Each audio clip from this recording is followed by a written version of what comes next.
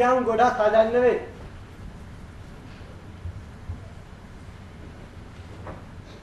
තව එකක් වලස්සාලහන්. මං හෙට උදෙන්ම මේ පෙට්ටිය සූදානම් කරලා තියලා දර ටිකක් හොයන්න කැලේට යනවා. මේ ළඟපාත හොඳ දරක් නැති හින්දා ටිකක් ඇතුළට යන්න වෙනවා. වලස්සාලහාමි උදෙන්ම පිට වුණොත් වලස්සට නැගිටින්න කලින් ආපහු එන්න පුළුවන්. හැබැයි මගදී නවතින්න එපා කිසිම හේතුවකටවත්. එහෙම වුණොත් උදේ කැම් වෙලාවට ආපහු එන්න බැරි වේවි.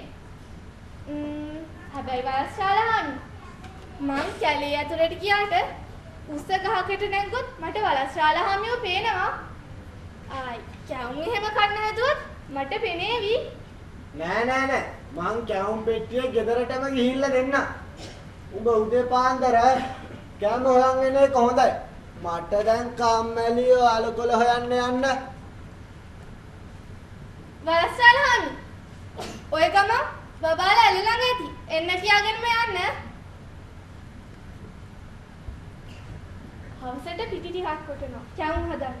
බබාලාටත් එක්කම මේ පෙට්ටිය මම බහැලා කැවුම් වලින් මී වද වලින් ඔළුව වහන් ඉන්නවා.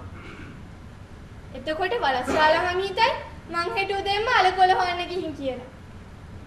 පැටවුන්ටත් කියලා යන්න තිබුණා නම් තමයි හොඳ. ඒත් එහෙම වුණොත් එයාලා මට යන්න එපා කියාවි. එයාලා වලස්සාලහාමිට කිව්වොත් දැන් මං ටිකක් විවේක වින්දලා හවසට කැවුම් හදන්න පිටි කොටනවා.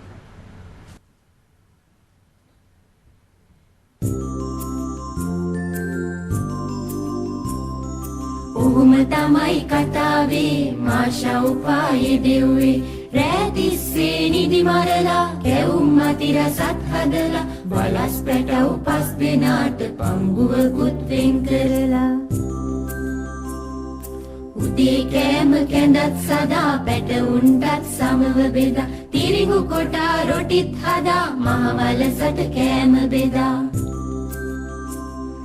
පෙට්ට ගමට බැස මාෂා සැඟවී ගුලි වී උන්නා හිසට උඩින් කැවුම් ඈවට කර කැවුම් උදෙන් නැගිට වලස්සාමි මාෂාරන් ගමට යාවි පෙට්ට ගමේ ඇති බව දැනගත්තොත් තරහ යාවි